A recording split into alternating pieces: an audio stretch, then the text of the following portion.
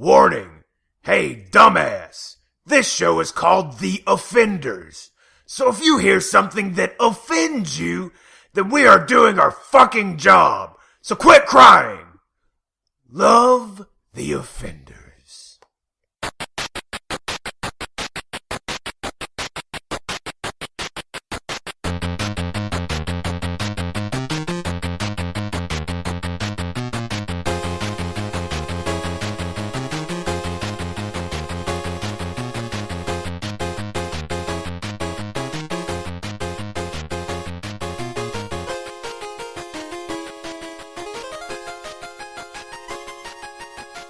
Guys, it's Kyle coming back at you with another episode of the Offenders Podcast. This week, sitting across from me all the way on the other side of the internet, Evan.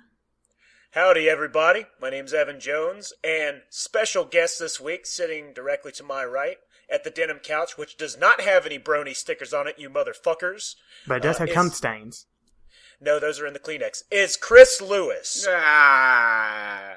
There he is. He's a special boy. The very special guest. One of our oldest friends. That's kind of the theme of The Offenders is, in case we haven't gone into that, we are a group of people who, in the past, have offended people because of our outlandish humor.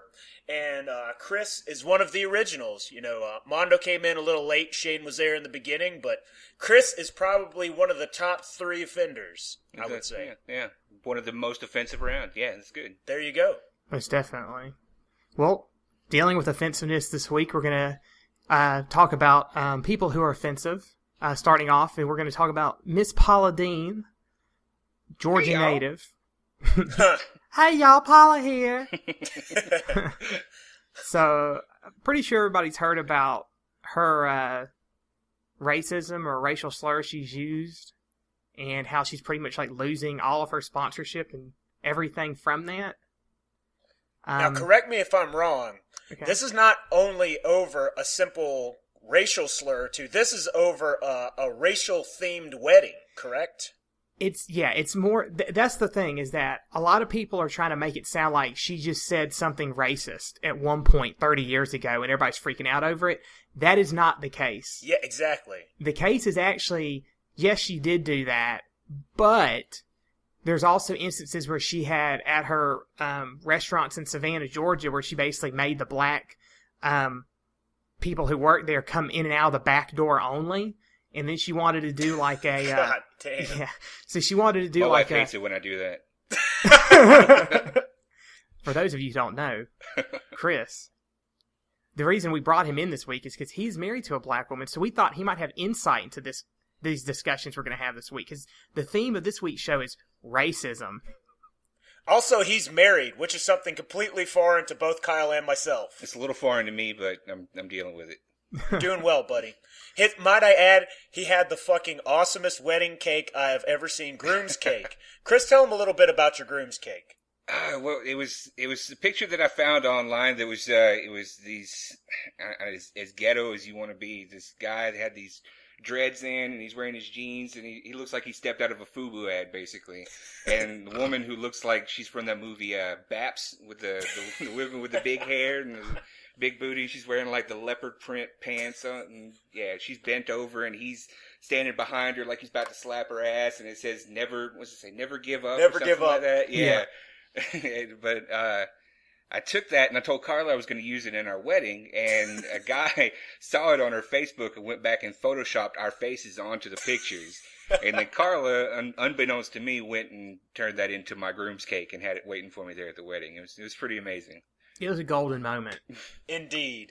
We should put a link to that picture for all of our viewers to see tonight. Oh yeah, we'll put a link in the comments. But speaking of weddings with Paula Dean and racism, that's what she wanted, was to have a wedding where she had like all these people, all these black people who were the servers, dressed in like little white suits, and she made this comment about how she thought it would just be the greatest thing ever because it would be back in the old times in the South. I guess she's referring to slavery. Yeah, right.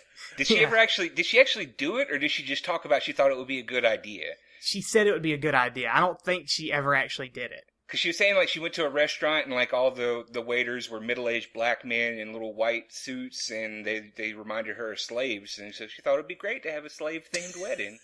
Yeah, exactly. That's what it was. She never actually did it. She just said she thought it would be great to do it. Like, I mean, I've lived in Georgia my whole fucking life. Never once would I have a thought like that come into my mind and say, that would be great. Because I would have a thought like that come into my mind and go, man, that's fucked up. It's funny that somebody could think of that, but you shouldn't do it. It's like, you know, seeing on a movie somebody punches a police officer and farts and runs away. That's really funny as long as that's not your friend whom you are responsible for, because it goes from being funny to instantly fucked up in like 2 seconds. Yeah, exactly. And part of the thing is that, like, when I heard this, my first thought was, are people surprised that Paula Deen said something racist? I mean, having lived in the South my entire life and lived in Georgia my entire life, Paula Deen looks like every woman I've ever heard say something racist around me. That's like, right. It's no surprise. So I don't see why everybody's freaking out about it. Kyle, you're racist against fat white women in the South. The greatest part was that she was, like, proud of it. Like, they did a deposition for her, and they said, do you use the N-word? And she said, of course. Like, yeah. I don't know. At my house, you know, as stated, I'm married to a black woman. I'm not allowed to use that word. It's one of those things where you just don't do it because you know that it's a taboo word. Yeah. So I don't know. We use ninja at my house. So it's Yeah. like, ninja, please. I myself am a ninja, and I am not offended in the least. It's good. It's good. See, I think I might have kind of a strange opinion on, like, racial slurs and stuff in general, because I posted something this week. Somebody said something that to me was just ridiculous. They didn't even think this, but they were talking about how the media is biased when it comes to certain racial slurs. Well, my thought on that is it's racial slurs in general, they only have the power that the people who use them want them to have. So if somebody says something to you defamatory against your race, religion, social upbringing, or, you know, gender or your sexual orientation, and you get angry and upset, you're only feeding into that person's ignorance, and you're doing what they want you to do. Hell yeah, that's a larger part of life right there, what you just said. But the thing is, it's like, no matter what you say or do, like, all this over the Paula Deen, she could lose all her sponsors and stuff ever. If she is really a racist, she's still going to be a racist. She's still going to use the word. It doesn't matter. That's not going to change anything. She did lose, right? I think she got fired from all of her shows on the Food Network. Yeah. Like, I heard they canceled her son's show just because she's the executive producer of his show. Yeah, they canceled that. She lost her restaurants in Vegas. I want to say QVC was going to, like, drop her too. So, I mean, she basically is slowly over time losing all of the sponsors she's had. I think she's still got a few out there, but for the most part, she's lost the major ones. Well, and don't get me wrong, she's a dumb bitch. This is just Yeah. a ridiculously stupid thing to say to anybody. Anybody that lives in the South knows better than to say something like that to a black person. But I think it's a little extreme what they're doing to her as far as demonizing her and making her like she's, I don't know, it's one of those things where racism is only effective as you let it be to you. I love racist jokes. Racist jokes are my favorite. If Jesse Jackson could hear, like, the inside of my house, he would come and fucking slap me down with an injunction and just have me thrown away. But you gotta know your audience. You gotta know when and where to say shit. And see, another thing is, like, a big part of that type of humor, racist humor, is the fact that you are laughing at the stereotype, that you're laughing at the ignorance that is contained within the joke itself. You're not laughing because you're saying, oh, that's really how, you know, Mexican people are. That's really how Irish people are. You're laughing because people really believe that bullshit. And that, to me, is what makes it funny, not the fact that those people are fucked up. Right. You know what? Something along those lines, what made the movie Borat so funny was he's not making fun of foreigners. He's making fun of people who make fun of those people. Right, the perception of foreigners. That's very nice. Yeah, exactly. That's the humor in it. And the thing is, the people who took offense to it, that, you know, they just don't understand. Same thing with the Boondocks TV show. He's not, you know, I had a lot of people like, I don't like that show, it's too racist. I'm like, you haven't watched it then. He's not being racist. He's making fun of the racial stereotypes that people have about everything by being racist himself. It's meta, I believe, is the word. Yes, it is. It's very meta. But I think just using the words and stuff like that, yeah, they're bad, but there's nothing you can say that's going to change that about somebody. What you should be concerned about is when somebody starts, what they act on. Like, if somebody uses the word, I'm willing to bet 90% of people who use any kind of racial slur towards somebody they're not going to do anything other than just be angry and use it. But it's the people who are like, well, you can only come in and out of the back door of this place, or, oh, we should put them in little white coats and make them serve food to us. That's what you should be concerned about. Yeah. And that's what they need to be concerned about with her. Not the word she used, but what she wanted to do with it, or she did do with it. Man, I gotta say, I try to be sensitive because, you have people who will use those words and you realize that they don't really mean any harm. They're just telling a story or something. But still, there's always a third party there. Case in motherfucking point. I went to go see Django Unchained in the theater by myself. I was the only white dude there. Understandable. And the fucked up thing about that movie is it's got so many great lines, but it ends with the N-word. So I'd be like... And I'd have to cut my laughter off because I felt like they were just going to be like, why are you laughing? Oh, but it's funny. I'm sorry. Laughing at, boy. And I know they're not really going to do that, but, you never know when you're going to catch somebody on the wrong day, Yeah, I mean, speaking of knowing somebody who's going to use that word, I'm pretty sure each one of us, and most people probably listening, your parents or your grandparents are probably like, they might not be like openly racist, but you've heard them drop some racial slur on somebody at some point or say something terrible. Yeah, my grandfather used to eat these nuts that he called shows. It's like they were just little walnuts or something. I don't know what they were, but yeah. Brazilian nuts. Yeah, I know what they are. Yeah, my mom used to call them that. They had my little brother calling them that. It's like, no. That's like not even the correct racial stereotype because they're from Brazil. Yeah. I know, but I think I used to say, as people get older, they become more and more racist. It's like your filter just drops. You don't give a shit anymore. You're just like, whatever. Just say what they're going to say. But that doesn't mean they're going to go out there and start lynching people or, doing whatever.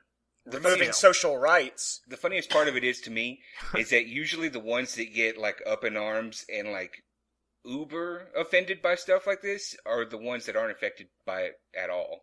It's on behalf of somebody. Right. The people that they said it to or the people that you run into on the street that it happens to, it may be something where it bothered them a little bit, but it wasn't a national incident where it needed to be news. Yeah.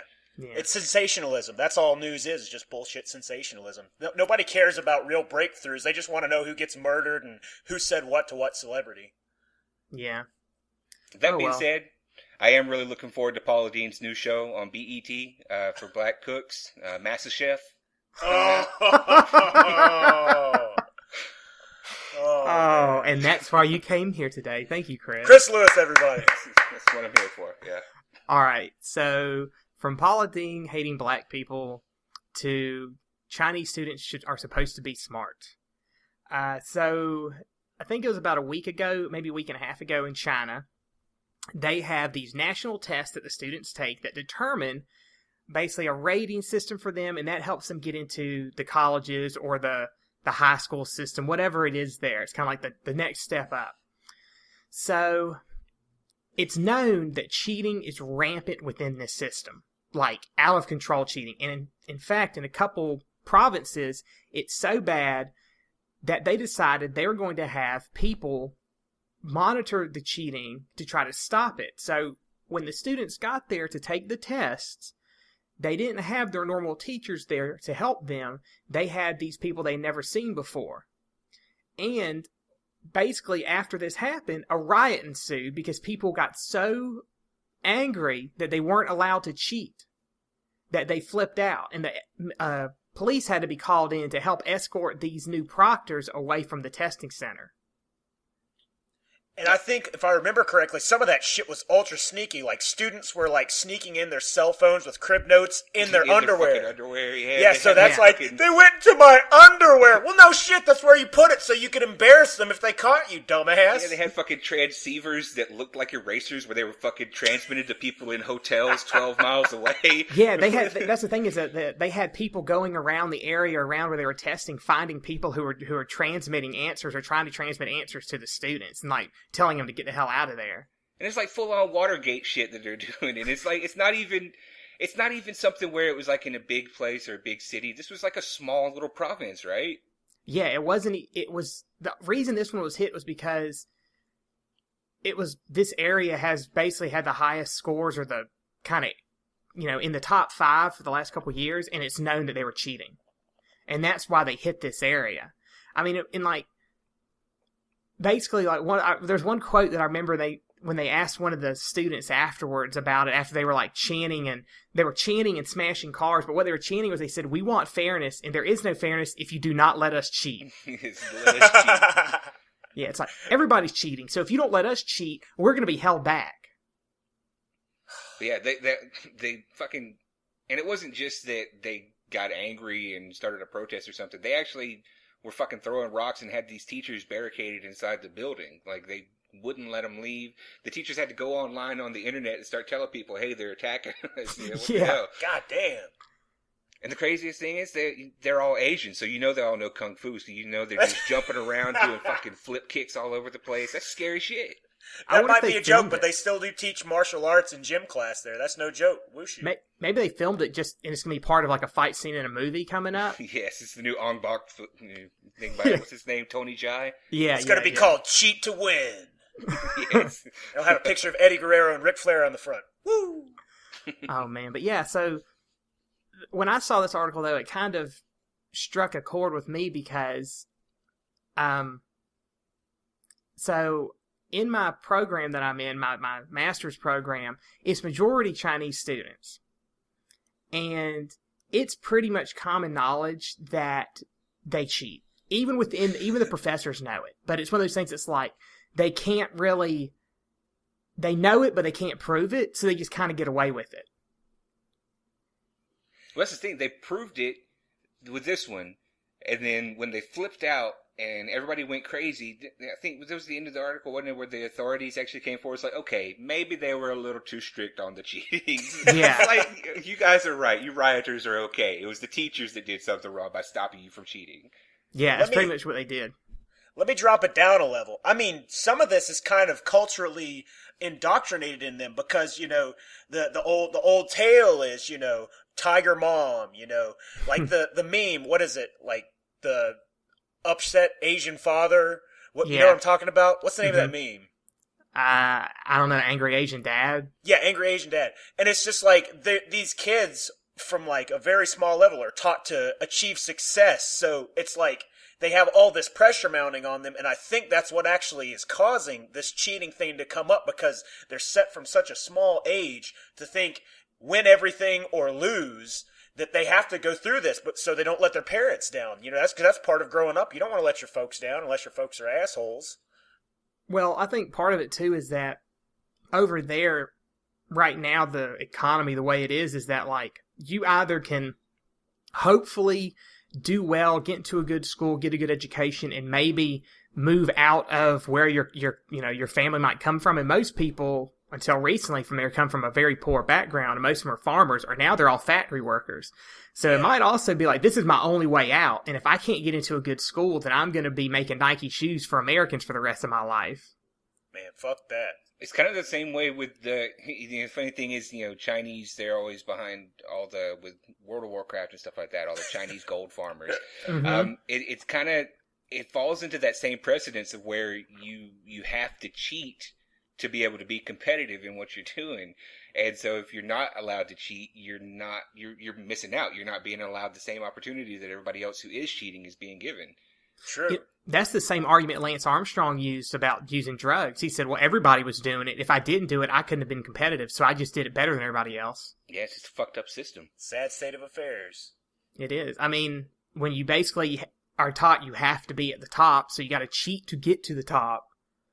And then when you stop cheating, you freak out because they won't let you cheat, but they let everybody else cheat. Yep. Fuck it. Fuck it. We need to cheat. We need to cheat at podcasting. How the fuck do we do that? I don't know. We need to figure out how to cheat at podcasting first. Then we need to cheat at podcasting. We should start copying everybody else's podcast. Just keep pulling little things that they do and incorporating it into ours. That's a great idea. Oh, what's an example? Yeah, go ahead, Chris. I listen to a lot of the stuff on Kevin Smith's podcast network. They do little games and stuff, like on Tell 'em Steve Dave. They got Walt Flanagan on there. He does his little games that he comes up with. Like he has one called One True Three is what he does, where they'll have somebody come onto the show and the person has to give 3 facts about themselves that are like completely fucked up things that they've done in their life, but only one of them is true. Everybody has to guess which one it is true. It's pretty funny. Yeah. That sounds fun, because that gives you also the ability to get dirt on people. I like this. Yeah, it's pretty good. It helps you get ahead in other parts of life as well. It's like, remember that one time on that podcast where you told us that one fucked up thing you do? Well, now we got evidence, you son of a bitch. We're going to use this against you. Like that time Evan sucked a dude off in a gas station. See, I'm telling you guys, Kyle is gay. He's just not ready to accept it yet. You told Kyle about that? Shit. Are you gay too, Chris? Chris, you just got married for the fucking benefits. Yeah, she's my beard. She's my big black beard. What does that mean? You know, that's what they call a gay man who marries a woman. She's his beard because she helps him appear to be straight to the public. Oh.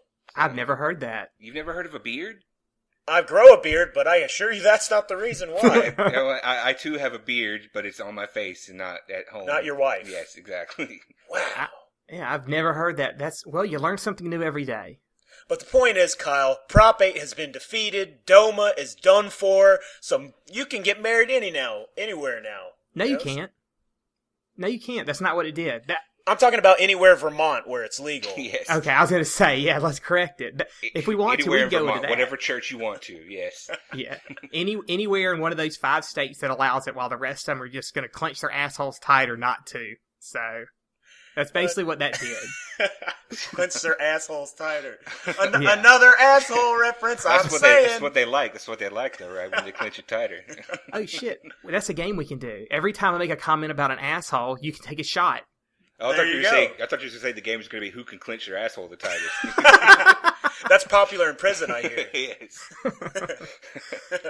All right. So, there's a story that we decided we're going to talk about. We kind of threw it in here at the spur of the moment because we have a married person on the show. We decided it'd be a good idea to ask or talk about this story at least. So, there's this thing called CDD, and it stands for Christian Domestic Discipline. And basically what it is that somewhere in the Bible, I don't know where, because I'm not going to read it, but somewhere in the Bible, it talks about how a husband should discipline his wife when she's bad by spanking her. So in modern day, there's a movement to teach people how to spank their wives when they are bad, to discipline them, as the Bible teaches us that we should. So, Chris, do you spank your wife when she's bad? If I tried to spank my wife's ass, she would spank me in the face. First off, I'm not a Christian, really. I mean, I'm not a documented atheist or anything, but it's just one of those things where it's a non-factor to me. Yeah, totally. So it's not something that I subscribe to, the Christian faith. Mm-hmm. And even if I did, I don't think sexy spanking would be my first choice of discipline when my wife pissed me off. Because that would lead right to sin, as they would say. Right. It's like, oh, you've been bad.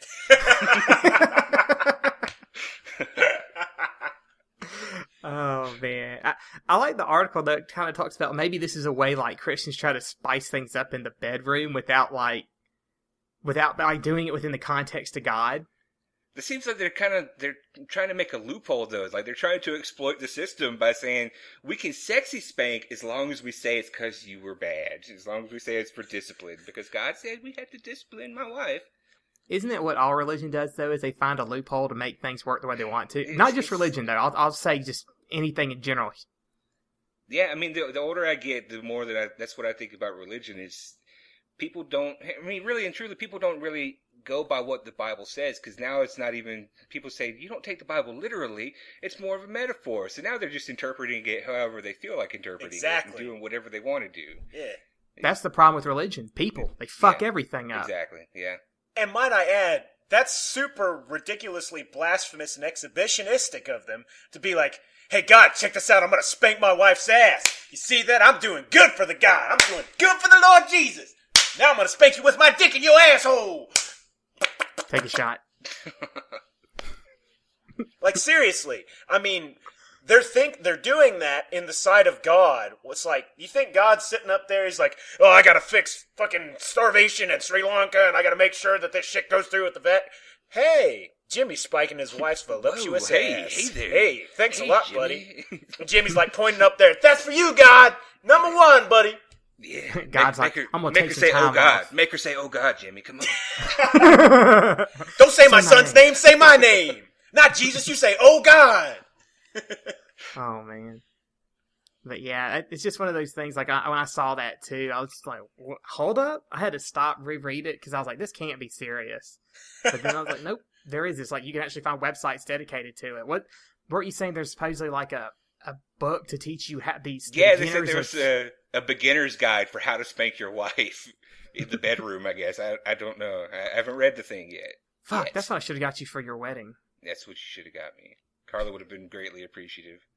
And let's just to go on record, the offenders do not only pick on Christians, we pick on everybody. Mormons believe they have underwear that stops bullets. They have fucking magic underpants. I've seen that shit. I mean, it's all we're saying is think a little bit. You know, if there's an omnipotent, omniscient creature that is controlling everything, maybe you should stop trying to act like it and just let shit be on its own. That's all I'm saying.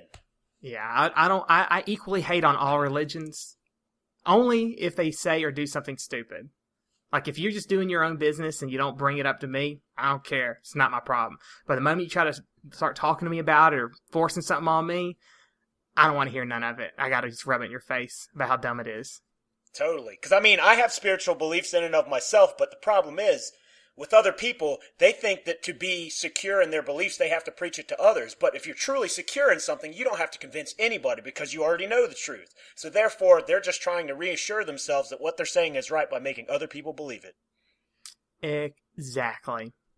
Yeah, I just try to live my life by the principle of don't be a dick. And if there is a God, hopefully that's good enough. Yeah. If there's not, yeah, fuck him.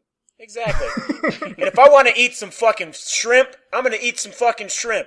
That shit was fucking forever ago, because there's a passage in the Bible, and I'm not going to quote it because I'm going to say it wrong. People are going to look it up and be like, you said that wrong. But the point is, it says, do not eat shellfish. So scrimps. The scrimps. I'm going to eat scrimps as much as I want because they're fucking delicious when they're deep fried and coated in ketchup. That's all I'm saying. Hell yeah.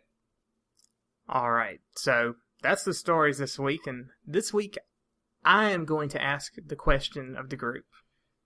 Okay? All right. So all of us have at some point worked retail. And I know I worked it for almost 8 years. I think Chris worked it for about that long, if not longer. And Evan worked it a pretty good long time, too. Yep.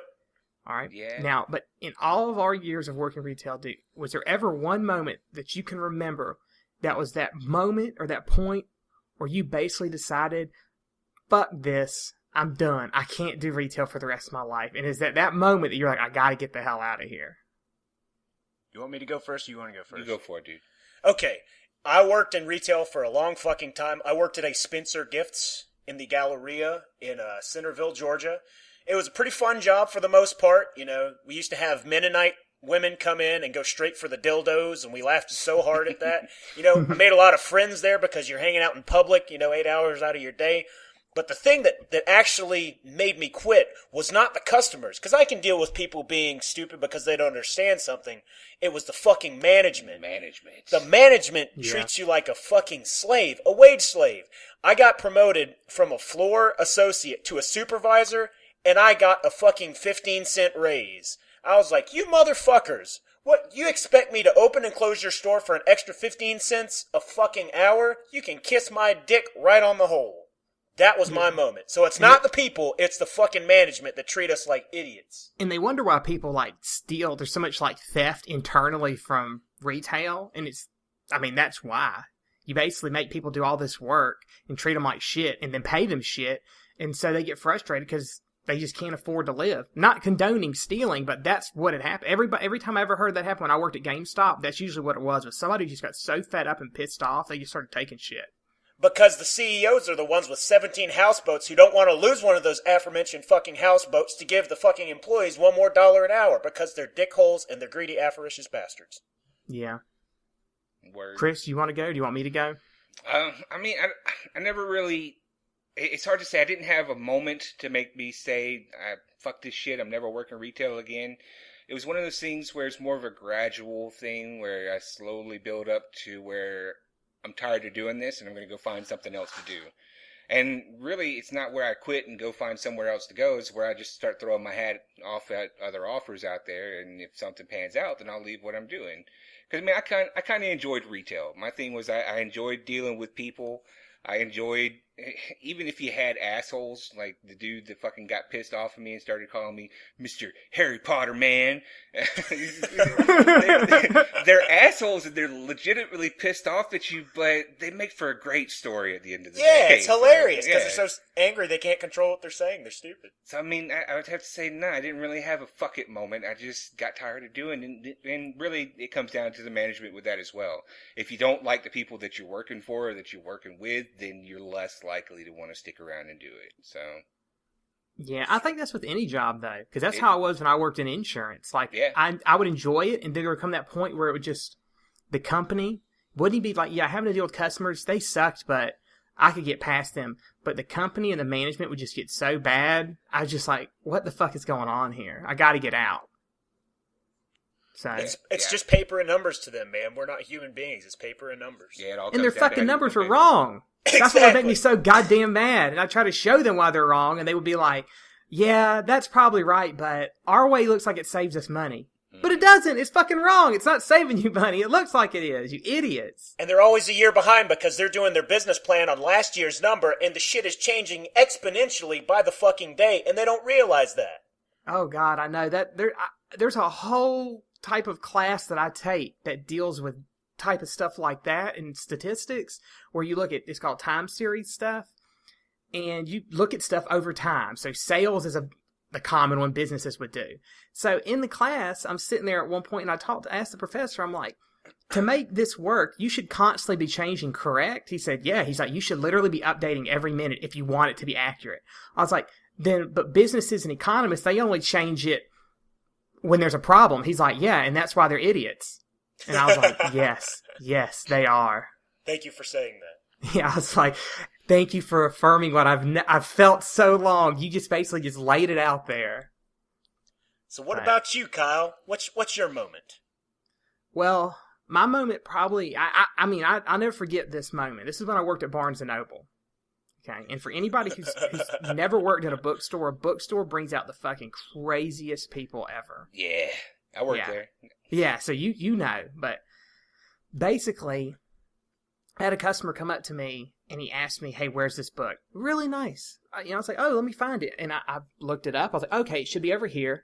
I walk him over to the history section where the book is, and I take it off the shelf and I hand it to him. And as I hand it to him, out of the corner of my eye, under this table, I see what looks like a pile of shit. And I don't mean like dog shit. I mean like human shit. Now, when you say a pile, is this like a turd, or is this like a full on like diarrhea pile that we're talking about? No, it's like somebody had dropped some logs, and it wasn't maybe like Some they sat, logs, like multiple logs, like they just fucking their intestines just completely evacuated and it was one Yeah. long string, Yeah. or It actually, the best way to describe it looked like what we through our CSI skills we figured out probably was this is probably a woman who had crouched down like she was looking at a book and just like basically took a shit, and as she took a shit she was kind of waddling, so like it looked like she was just kind of shitting as she was walking. So did it look like Mr. Hanky, or did it look like the dude from Weird Science? I don't know Shit. the difference in those two. Oh, Chet, looked- dude. You remember Chet when they turned the brother into the pile of shit? And yeah. no, I don't remember that. But I never forget it, because when I kind of saw the corner of my eye, and I realized that the customer saw it out of the corner of his eye too. And we had that moment where we both kind of looked at it, and we looked at each other, and I was like, here's your book. He's like, thank you. And he just walked away. And I remember going and getting the manager, or I called a manager to come over. And the manager who came over looked at it, and he was like, all right, well, you need to go ahead and pick that up. I was like, I don't think so. I don't get paid salary. And so me and him and then another person kind of were discussing who should pick it up. Well, the head manager came over and was like, what's going on? Because she just saw people standing there after she got off her smoke break. So Chris automatically knows who that is now. Just fucking chowing down on those fucking ultra filters and just fucking going in one hit. The whole thing's Yeah. gone. Exactly. Come over there in her cancer voice. What's going on over here? And we just kind of point at it. And she's like, oh, for heaven's sake. She goes and gets a newspaper off the rack and just picks it up like it's dog shit. Ugh. And throws it away and says, get back to work. She's an old bookstore professional. It's not her first pile of shit she's dealt with. I'm guessing so. Is it that moment, though, that I realized that, like, no, I can't do this. If people are just going to walk in here and just take... And what's so fucking stupid about it is that, like, the bathroom was less than 20 feet away. That's a long way, dude. It's a long way. Dude. She could have taken the fucking book in there. It's not like other people didn't take books in the fucking bathroom and do God knows what. That's what it was. She was on a really good part of the book, and she didn't think she was allowed to take the book in there. So she's like, I'm just gonna pop a squat right here, and nobody will notice. Yeah. Was it in the horror section? Because maybe it scared the shit out of her. Yes, literally. No, it was the history section, so maybe she just read something that offended her, and she's like, this is bullshit. She's like, I'm so mad at this shit. Now, correct me if I'm wrong, Kyle, but wasn't there a series of shit sculptings there as well? Yeah, actually, it was at multiple bookstores in Macon. It's not an isolated incident. No. But that was a lot different. So, like, at the two major bookstores in town, this guy basically was going into the bathroom when no one was around, and he was, for the most part, he was a fecal artist. Making sculptures and painting with it on the men's room walls, and he went and he did this at multiple ones. And I know he eventually got caught at Barnes and Noble because, like, they had kind of figured out who they thought it was, but they didn't have, like, evidence to say, yeah, it's this dude. But one day he had done it, and the manager's offices were right next to the bathroom. So the head manager at the time, this guy who was, like, really calm and laid back, he walked out. And he went right into the bathroom, so the guy never saw him. And he saw it. And this manager is the kind of guy, he's like, I'm just going to clean it up. I'm not going to make anybody else do it. I'll just do it. Wow. So he started cleaning it up. Well, the dude walked back in there, I guess, to touch up his work or something. And he wouldn't have got a knife out of the cafe so he could yeah, he's like, it I up. need to, like a putty knife to, like, flatten some out or something, smear it better. Yeah. And he looked to as he walked in, the manager saw him, and the manager looked to him, and he just basically said, get the fuck out of here and never come back, or I'm going to call the fucking cops on you. Wow. And the guy never came back. You know, because I heard that the guy had hemorrhoids, and they actually caught him red-handed. No. Did they take a picture of him and put it up, shit-casso, for everybody to see? Poop-casso? Yes, Poop-casso. I like to think maybe he was working on his own art book, and so he was going in there and shitting and then taking pictures, and he eventually was going to release it as, like, the sculptures of Barnes & Noble, and he was just going to do this whole, like, tour of all the Barnes & Nobles in the country and shitting all of them. It's a coffee table book, yeah. Or a bathroom book, either one. I mean. Yeah. But yeah, that was I can't do this forever. Of course, I did it for another 4 years after that, but it wasn't at a book. It wasn't at a bookstore. I'll tell you that. But that was your fucking bubble. You were like, I've had enough of this, and I'll deal with this later. Yeah. Yeah, I was like, oh no, hell no. But I mean, I think anybody who's done a lot of retail, you can ask them, and everybody's got a shit story. Yeah, even at my job, there was a woman who did the exact same thing. She would shit in the fucking women's room and leave it like little sculptures as well. So apparently the ship sculpting thing is some kind of big deal. Thankfully, I don't know about it. It's got to be the Christians. It must be the Christians. It must be another one of what it is. Their things. What a shitty thing to do. But the thing is, like, our regional president was sending out emails. It was like, we're all human beings here. We're all adults, and this is unforgivable. I remember that. You remember that email?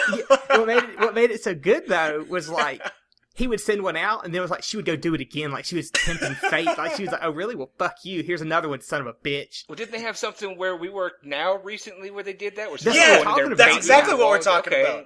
I thought you were still talking about Spencer's. No. Okay. Where we I were didn't know now. they were making sculptures. I thought they were like painting on the wall with it or some shit. Some shit. Yeah, I mean, I remember when it was going down because the women I worked with in my department were just like, oh, hell no. If I walked in there and I saw that, I'd just vomit all over the place. And I was like, I bet it was one of you motherfuckers doing it. Probably nasty bitches.